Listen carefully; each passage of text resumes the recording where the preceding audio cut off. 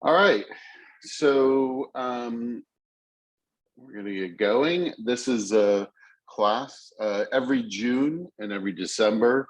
CAR issues a release of new and revised forms.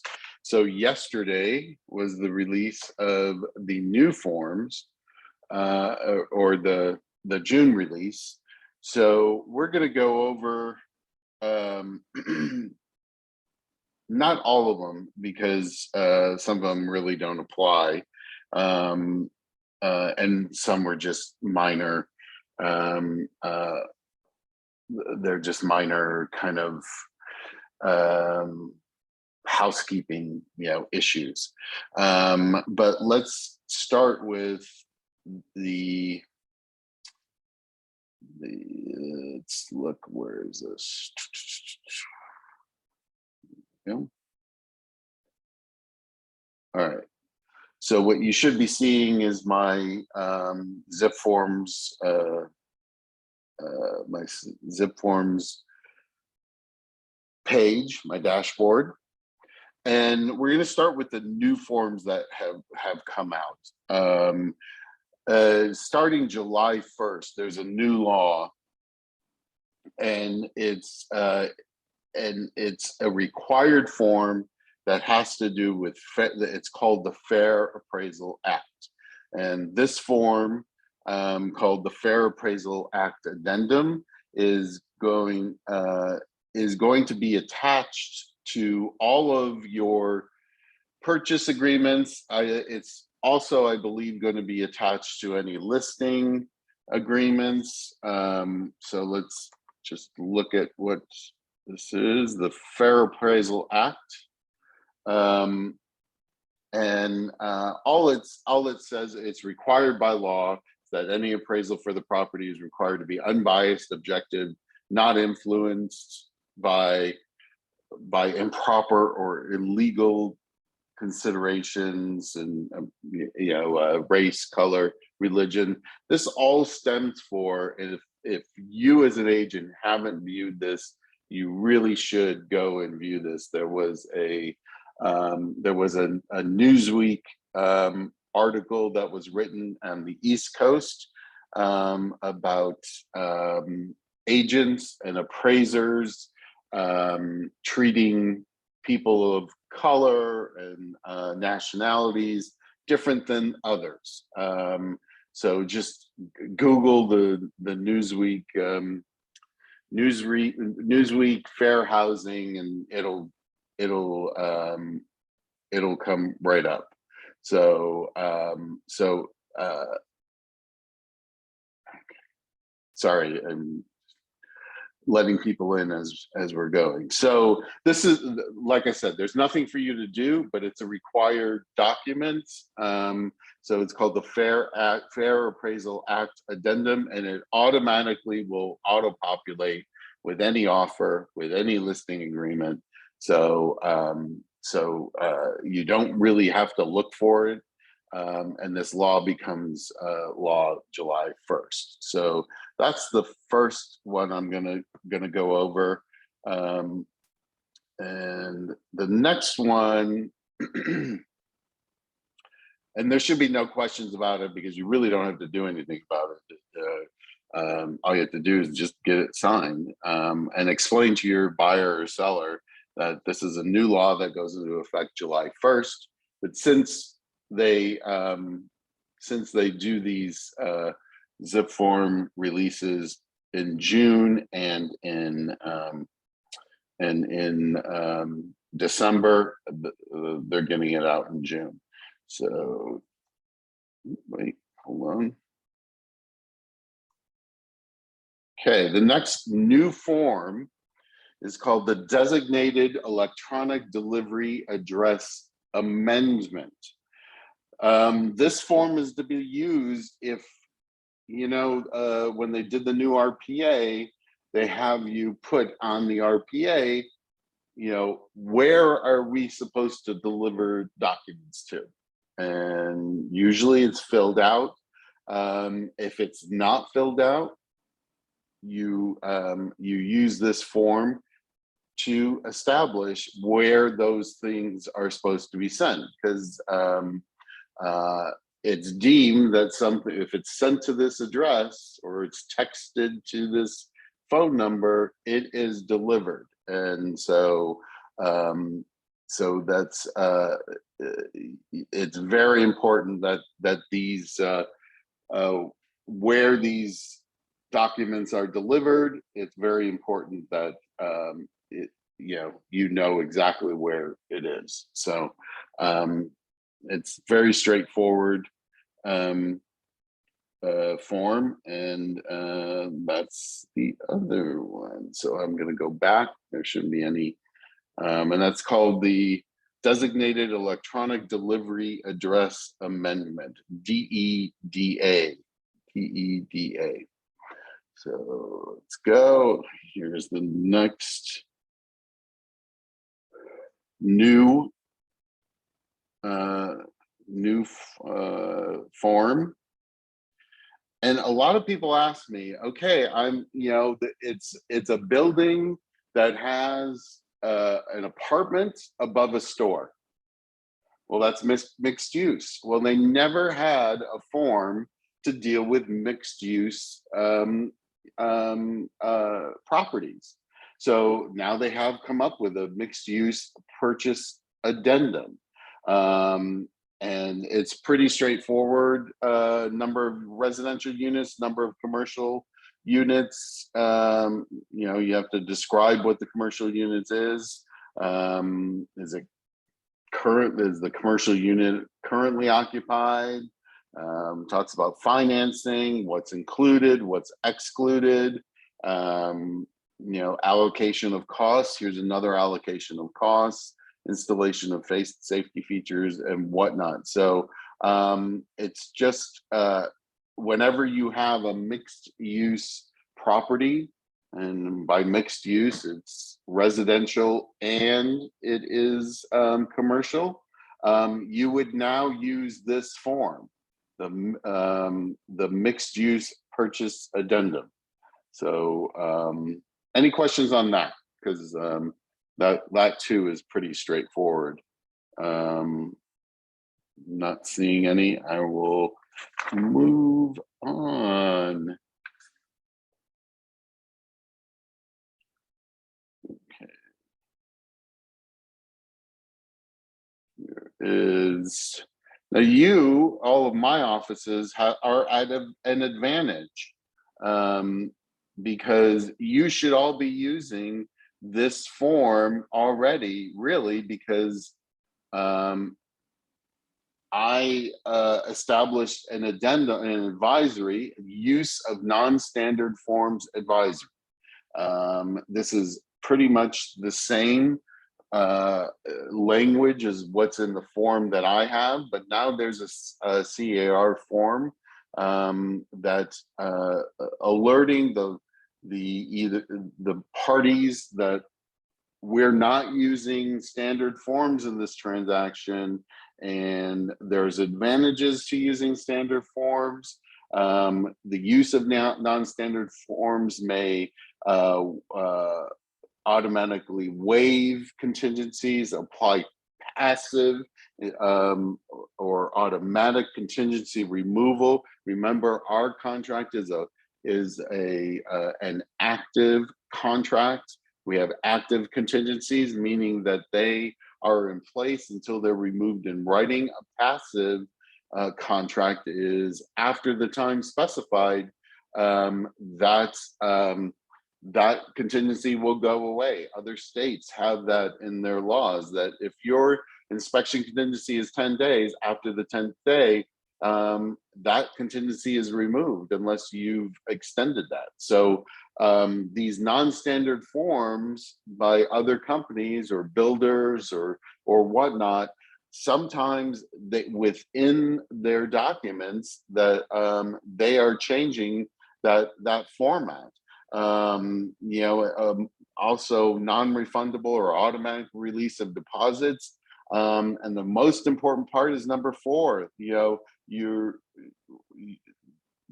because non-standard forms may contain terms and conditions that differ from standard forms, and your real estate licensee is obliged to present to you all documents received from the another party to your transaction, you are advised that your especially your real estate licensee cannot advise you on the legal or practical applications of non-standard forms. You are advised to consult a qualified California real estate attorney of your choice. So that it's really, really important. Any non-standard forms that that you are given in a transaction, you should be using this form.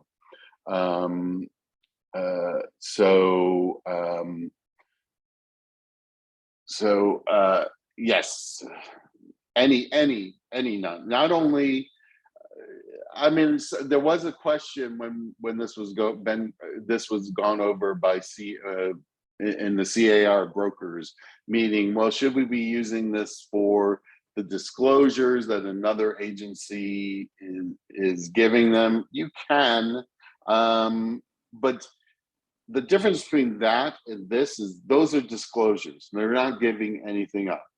It's a disclosure, it's local disclosures about a certain area, whatnot. This in particular refers to contracts that that differ from the standard RPA, in that there are terms within there that they may be giving something up, like a contract from a builder or other brokerages and whatnot. So so that's where you would use this form. So it's the NSF, non-standard forms advisory. Okay, moving on.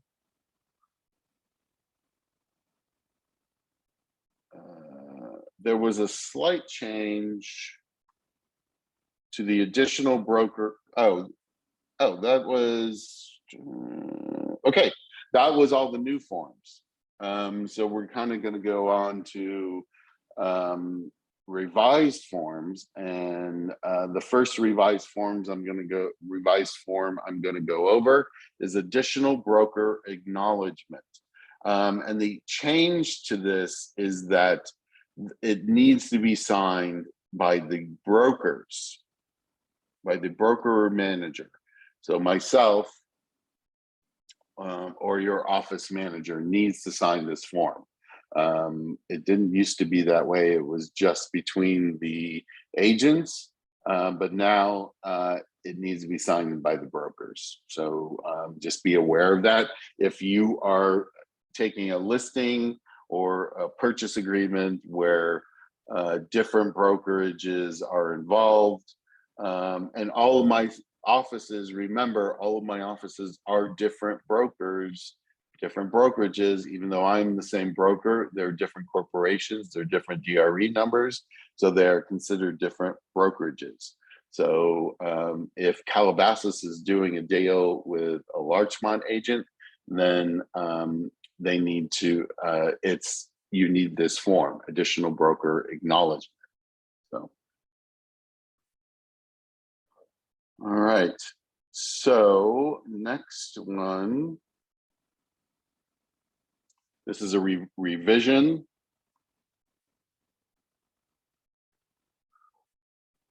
The cancellation of contract and release of deposit.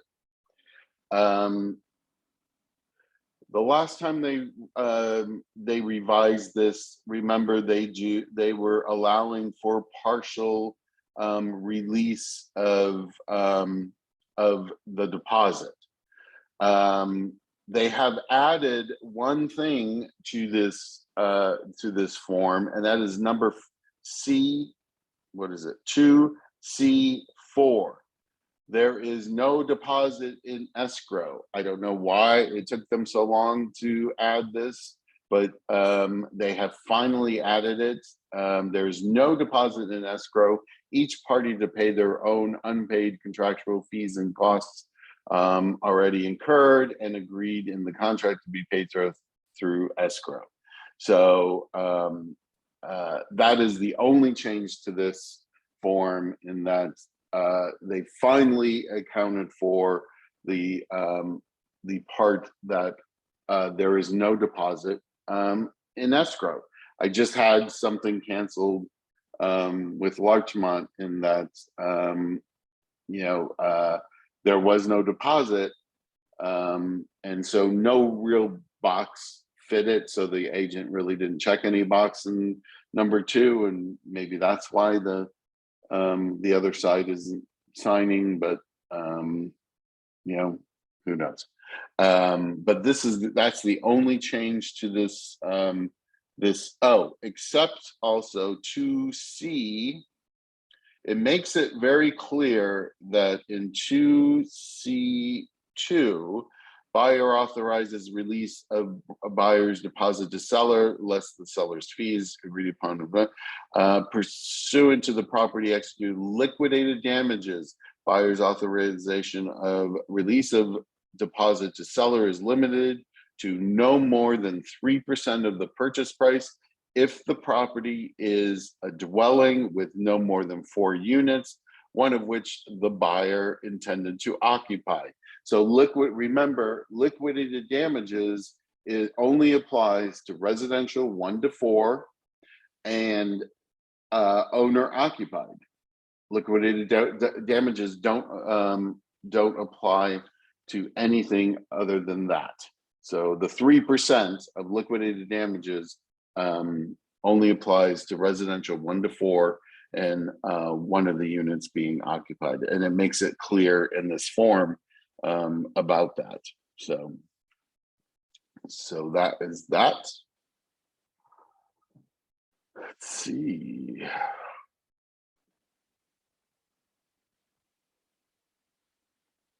Hold on, where are you? P. Okay, the contingency for sale of buyer's property was changed. A reminder was added to 7B at the bottom of the page. Here is 7B.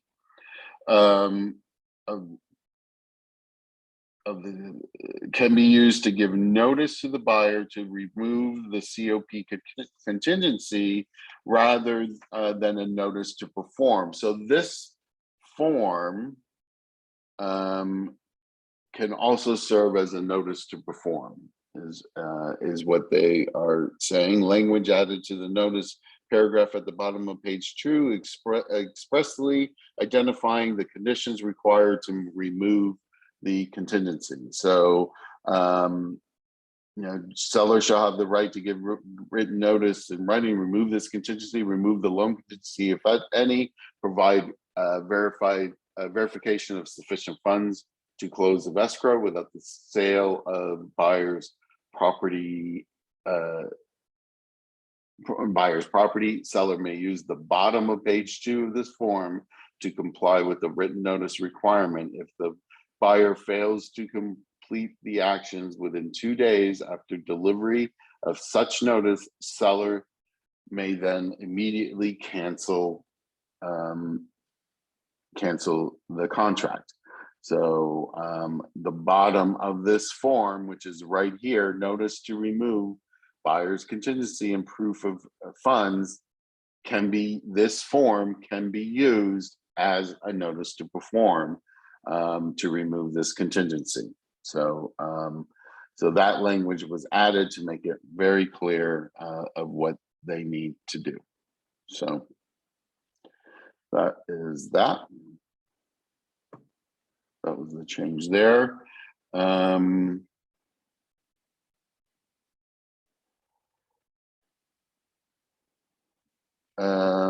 The fair housing, I mean, I'll briefly show it. It's the Fair Housing and Discrimination Advisory. Oops, sorry.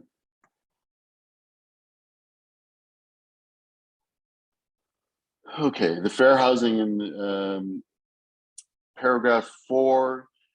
the thing that was added was that they added appraisers to the list of persons required to comply with fair housing rules, and that goes hand in hand with that that new Fair Appraisal Act, in that an appraiser can't discriminate, on the protected classes. So it added the appraisers to this form, and that's in number 7. The appraisers were added there. So that's really the only addition to this form. I'm going to go over our favorite form, which is the fire hardening and defensible space. So the first thing you're going to notice, it's now called the fire hardening and defensible space disclosure and addendum. The word advisory has been removed from this because everything that was deemed an advisory was now moved over to the WFDA, the Wildfire Disaster Advisory. So everything in the fire hardening and defensible space form that previously was of an advisory thing, then that was moved to that form. Now this form, remember, this form is required if a TDS is required by law, which means it's residential 1 to 4, and it's not exempt because it's a probate or anything, or a probate or a bankruptcy or an REO, or if it's a surviving trustee, then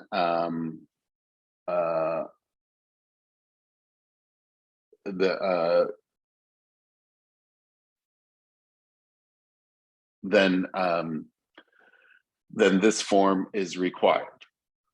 And Joe, to answer your question, you need, it's just like Joe's question was this: if they leave, if sellers leave it, do not mark anything, and then there is AB 38. How should we proceed? I mean, AB 38 is a state law, so this is required under those conditions, and it's just like a TDS and an SBQ.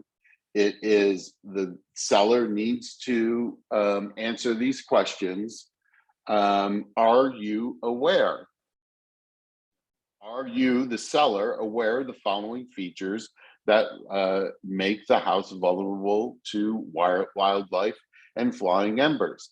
If they're not aware, then the answer is no. If they are aware, then the answer is yes.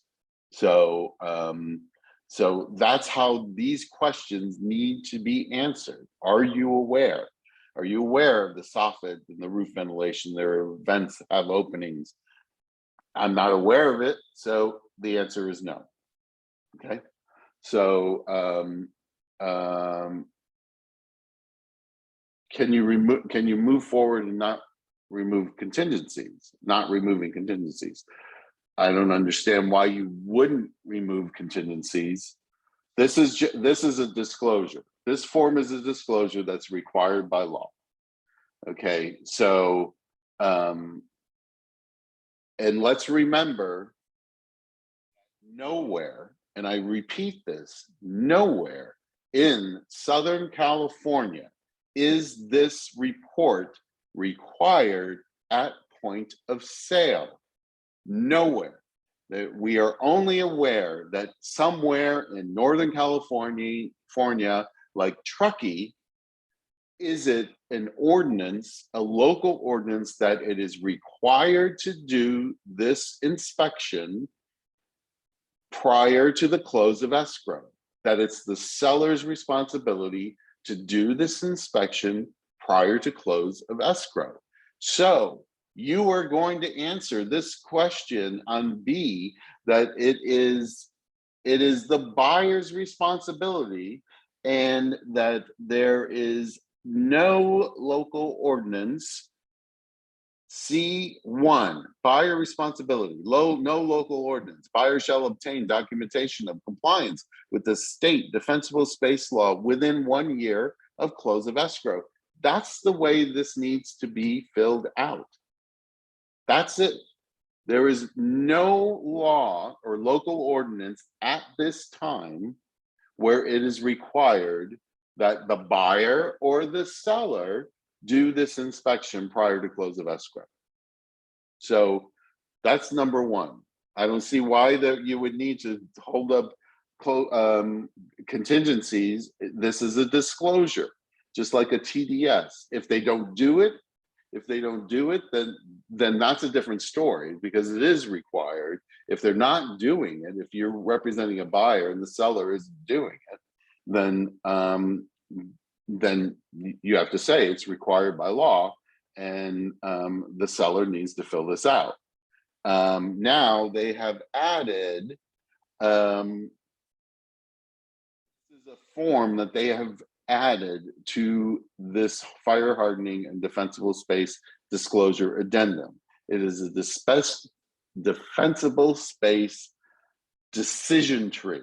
Why they call it a decision tree, I don't know, but it is supposedly to make it easier for the seller to fill this form out. So I'm not going to go deep into this, because I can spend all the whole rest of the time we have on this. So what I'm going to do is my next class, which is probably not next week, the week after, in 2 weeks, I'm going to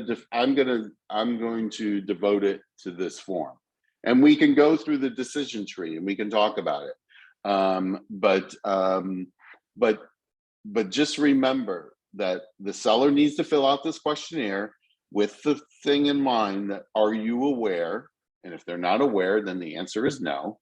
And that in Southern California, I know of no local ordinance that requires the seller to do this inspection prior. So it would be C1, buyer's responsibility, no local ordinance.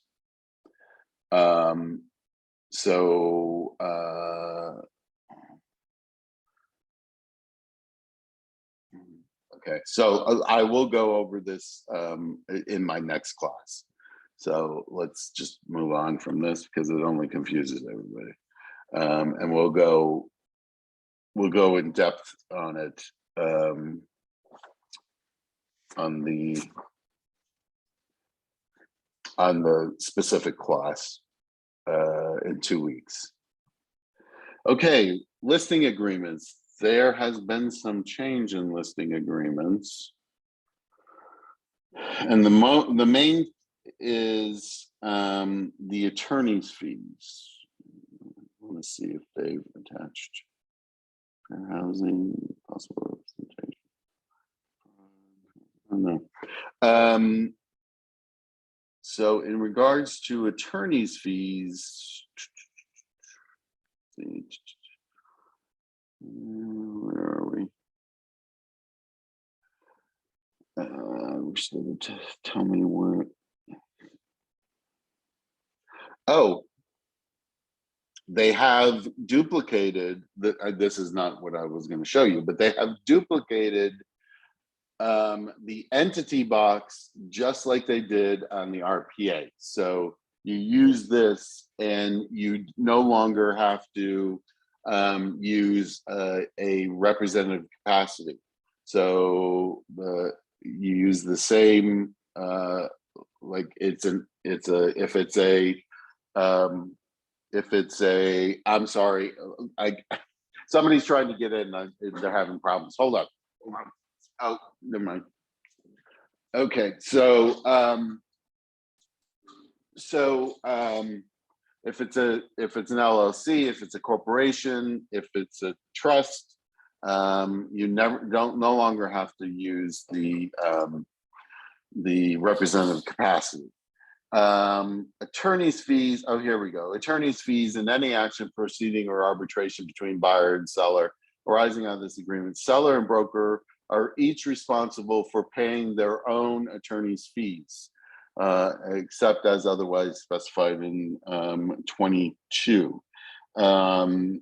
I think it used to say that that the prevailing party would get their attorney's fees, but that's no longer the case. I don't know when they've changed that, but they did. So those are the two changes in the listing agreement. So let's go back. All right.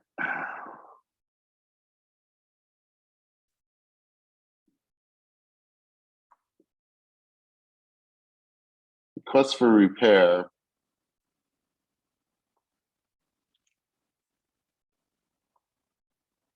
There's been a change.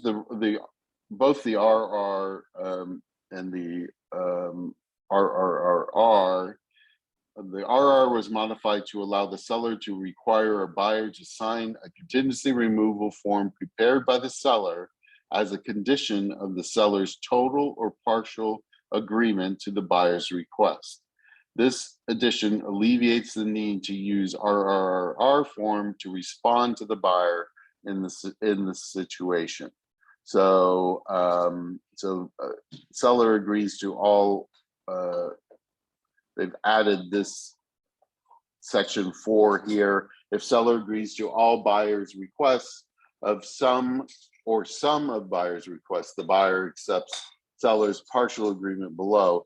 Buyer removes the investigation of property contingency, or the buyer removes those contingencies identified on the attached signed contingency removal form. So that was added to this. So it didn't replace the contingency removal form.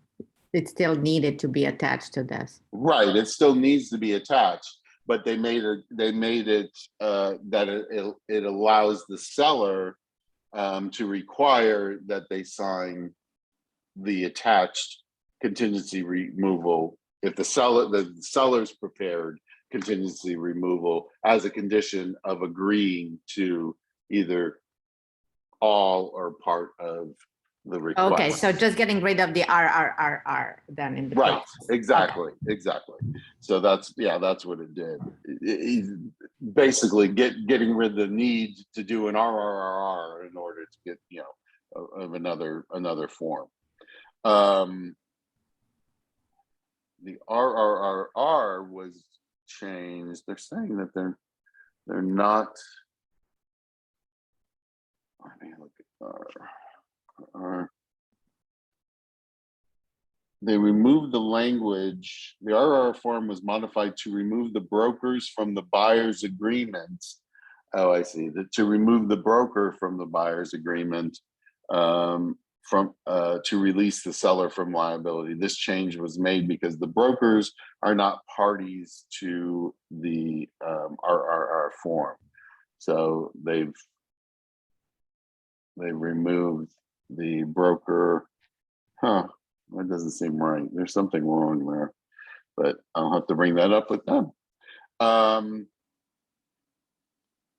so that was the only change to the RRR. Okay.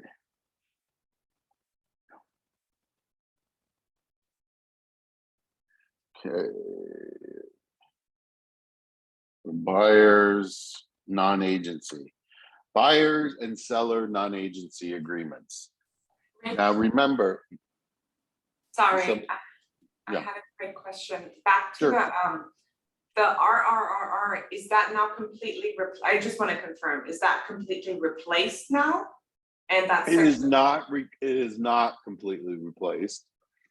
You can still use the RRRR, but if the seller agrees to either part of or all of the buyer's demands or requests, then you don't have to use it. They've added that, the seller includes the contingency removal, and as a condition, they need to sign that contingency removal in order to get the repairs. That's what they've done. Got it. Thank you. Okay. Buyer or tenant non-agency agreement. If you are representing a landlord or a seller and the buyer or tenant doesn't have an agent and you don't want to represent them, that's fine. But you need to add this form, which is the buyer or tenant non-agency agreement. And it basically says, hey, I'm not representing you, but as in representing my seller or my buyer, I may have to give you some forms. I'm not going to explain them to you, get your own advice on them, but I need to give you these forms in order to finish this transaction. And so you should be using, Joe, I'm not understanding your question, even if we're still getting the full commission. I don't understand commission in regards to what? If you want to put it in the chat, then yeah. But I don't understand what commission has to do. I was talking about request for repair. So what does commission have to do with request for repair? I mean, the request for repair has nothing to do with your commission. That, it doesn't affect the purchase price unless that's negotiated. So I'm talking about buyer representation. You're talking about what? I'm sorry, there's feedback. Non-agency. Oh, non-agency. Yeah. I mean, it's whatever you, I got you now. Okay.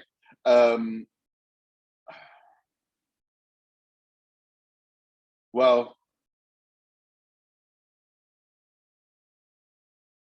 I would say that you'd have to have a discussion with your seller at that point as to what you're going to do with the commission.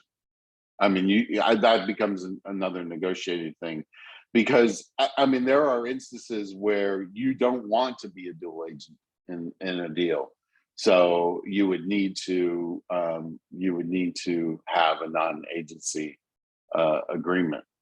I mean, even there's nothing that I've had RPAs that are written by. I mean, somebody, a layman gets their hands on an RPA somehow.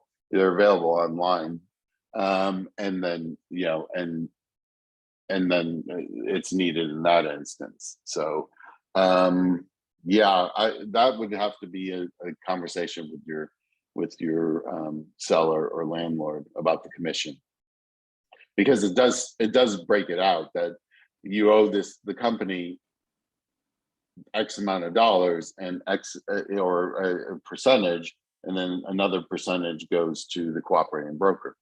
So, yeah. So what was done in this one, they were modified to remove the reference to agency disclosure, since it's only applicable. They used to tie an agency disclosure to this, but that doesn't make sense, because there is no agency disclosure because there is no agency, because it's a non-agency agreement. So that is what was changed with this. But remember, if you're in a deal where the other side is not represented by an agent, then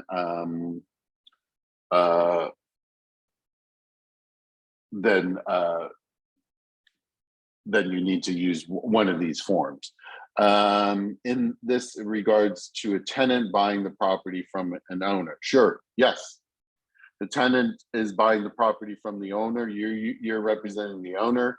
You have no agency agreement with the tenant. You've worked out with the owner what you're going to get as far as a commission, and but you still need to present the tenant with documentation. So yes. Okay.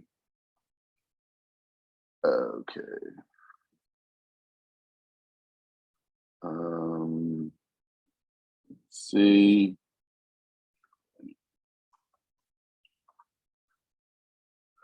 The probate agreement and purchase addendum, they've added language. They've added language that the seller has no obligation to sign escrow instruction or incur costs prior to court confirmation when paragraph 4 applies. And paragraph 4 is court confirmation is required. So so the seller or whoever the estate, it doesn't have to sign escrow instructions until after court confirmation. So that's that was what was added there.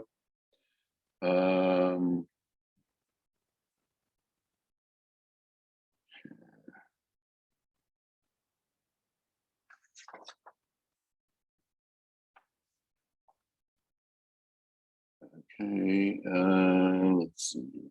Statewide. Now this seems rather foolish. But what was added to the statewide is paragraph E1. Let's see, where am I? E1. Signing documents electronically was modified to advise on the need to read documents. Now, isn't that a novel idea? That rather than just skipping from one initial or the signature block to another, they recommend that you read them. So, that was added to the statewide buyer and seller advisory. So that was a good addition. It also talks about about liquidated damages and arbitration, you know, about those initials in there. So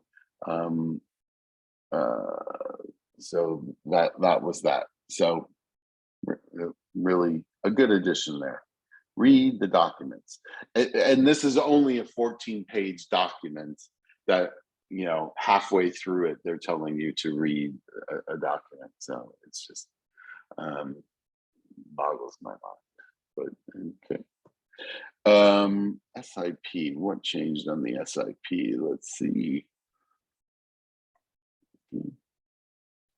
Seller's license to, what was changed is that that language was added to the opening paragraph to warn the buyer that if possession exceeds 29 days recommended limit, an attorney should be consulted as a landlord-tenant relationship could be established. Paragraph 5 modified to prohibit a buyer from moving. This is good. So the first thing is that, look, if you're doing this for, remember, you only use this form, the SIP, if it's 29 days or less. You need the RLAS if it's 30 days or more, because 30 days is the magic number. It's suddenly a tenancy. So, so it's just advising the buyer to seek the advice of an attorney because you're now establishing a tenancy. The other thing that they did in paragraph 5, which is good, is okay, buyer may enter property at any time without prior notice, and then buyer may not move personal property into property without prior written consent from seller. If for any of you that has contacted me about, oh, they need to move in early, and they needed to move all their stuff in early because they lost, they're losing their time's up and whatnot. And I say to you always, it's not a good idea. It really is not a good idea, because that buyer moves their stuff into the seller's house. So now it's the seller's responsibility, and something happens to that property, and then there's a liability. Or what about if something in those boxes ignites, and then the house goes up in smoke, and now that's a material fact that there's no more house, and then the buyer backs out. But it was because of the buyers. It's just a vicious loop. Just don't do it. I know everybody wants to be helpful. It's just a bad idea. Do not move personal property into somebody's house before the close of escrow. Or don't, and especially don't let somebody move in before the close of escrow.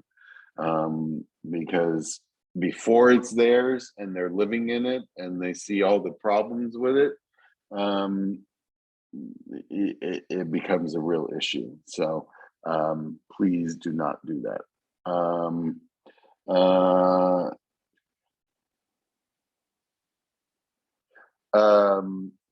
The seller multiple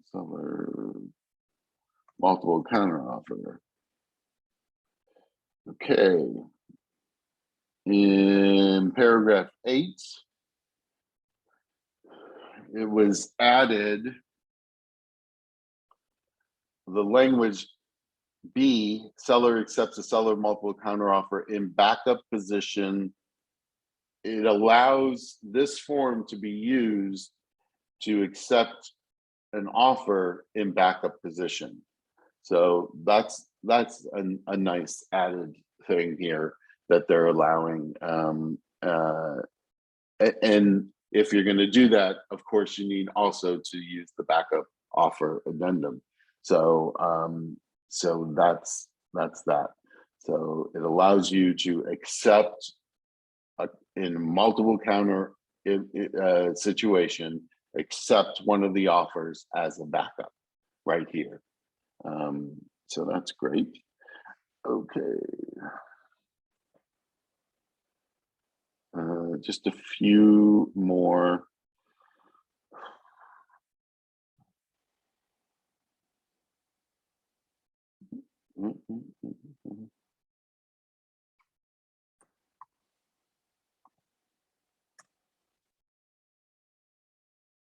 Okay, in the SBQ, paragraph 4. Well, makes more explicit that a yes answer should be provided. Oh, this is important. A yes answer is appropriate no matter how long the item being asked about happened or was documented, unless otherwise specified. So it used to be everybody thought, well, if it only happened in the last, I don't know, somebody came up with the 3 years or 5 years. Well, no, it's, if something happened in that house 10 years ago, 20 years ago, it needs to be disclosed. So it's no matter how long ago the item being asked about happened, you should disclose it. So that's really important. 6A, within last 3 years, the death of an occupant of the property, note seller, the manner of death may be a material fact to the buyer and should be disclosed. This is new language, except a death by HIV/AIDS. So it used to be yes, there was a death on the property, but like this says, the manner of the death may be a material fact that is important to the buyer. A natural death is different than a murder or suicide. So it really, the manner of the death should be disclosed. So that's that. Material fact disclosure made in the last item. Paragraph 7E was 7E was reformatted, whether the property was built before 1978. It was reformatted with an explanation for when to answer sub-questions. The question was added, okay. So the property was built before 78. If no, leave A and B blank. I guess that's what they changed. It makes it clear that if you don't have to answer the other two questions if it wasn't built before 78. And then 18B, 18B, any use of the property or any alterations, modification, improvement, or material change to the property due to cannabis cultivation or growth. So was there a big, big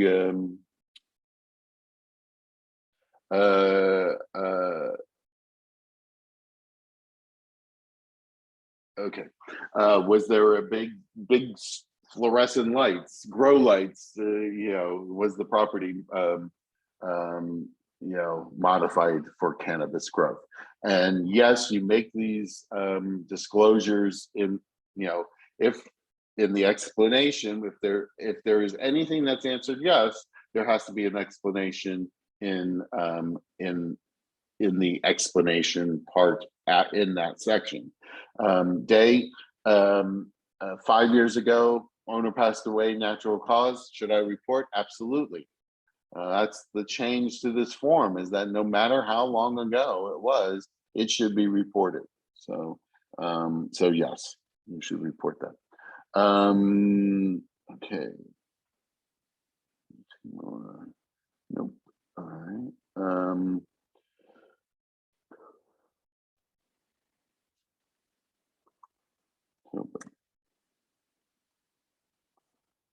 Okay, tenant occupancy.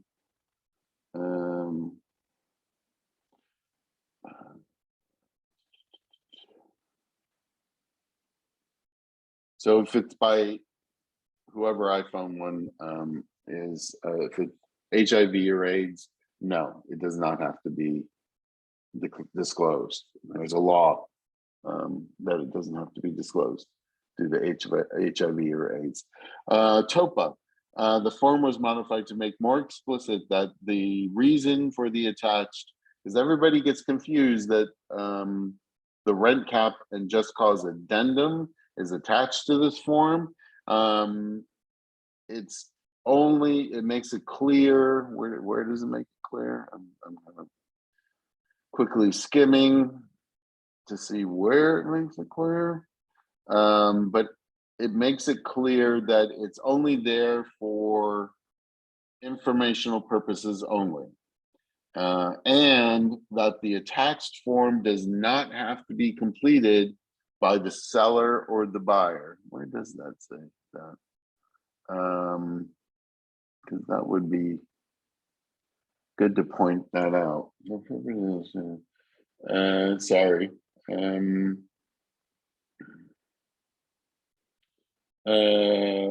Hold on, I'm trying to find this. Personal property, seller documentation. Instructional seller representation.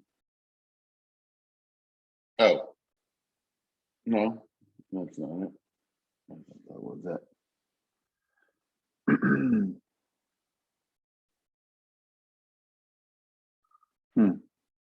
I don't see it right off the top of my head. So, but evidently that's what was changed, is that the rent cap is only there for informational purposes and nobody needs to sign it. So just so you know, that's an old form. No, the TOPA is the new form. Isn't this? Oh, that is the old form. Why isn't it? Says that this was modified. And it's pulling up an old form. Thanks, Jasmine. So no wonder I couldn't find it. Okay, but evidently there is going to be a change to the TOPA about that, but I don't see it. Okay,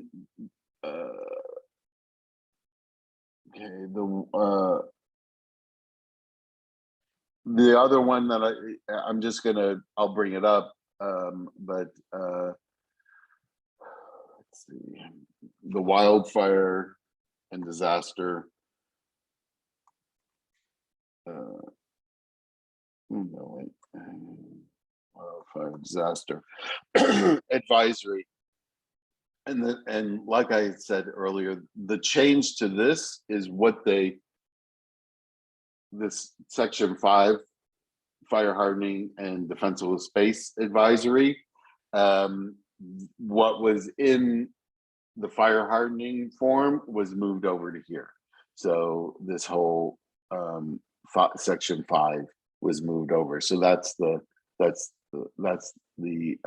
thing. One thing I remembered that I forgot in the new forms, for those of you who do commercial, excuse me.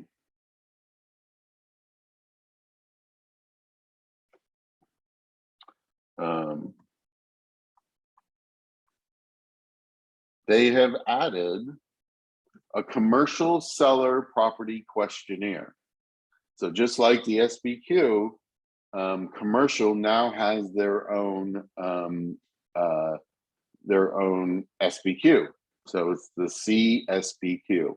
So you can use it. It's not, I'm not going to make it mandatory, but you know, it could be helpful. You know, I mean, a lot of commercial agents don't use car forms. They use air forms. So, but hey, if you use car forms and you're doing commercial, something that helps with disclosures isn't a bad idea. So that is that. It's 501. That's pretty, I'm going to stop sharing and I'm going to everyone. Okay.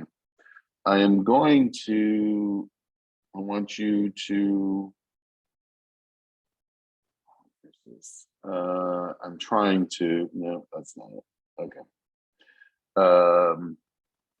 Here, let's go. There we go. Hopefully. All right.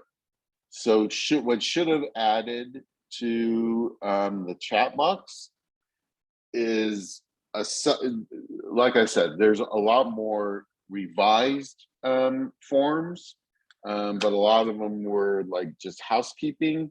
But that is a total list of what was revised, and it also has what was revised on them.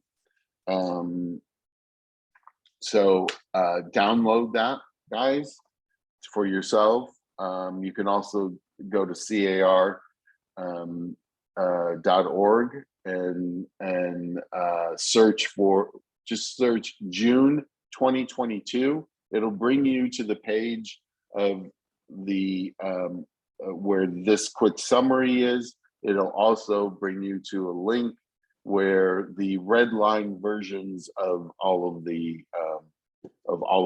forms are. So just CAR.org and search for June 2022, and it's the first thing that comes up. So that's it, unless anybody has any questions. I know I sped through that, but the summary is helpful in that, you know, the ones you really need to, you know, the Fair Appraisal Act, the mixed use purchase addendum is a great addition. Non-standard forms advisory, you can still use the one that I have with every office, or you can use this CAR form. Cancellation of contract, how many times did nobody put a deposit in and nobody really knew how to handle that? So, and like I said, I'm going to go over the fire hardening and this dispensable space on the next class, because it is confusing. So so I will go over that. So if there are no questions, I will say adios. Everybody have a good night.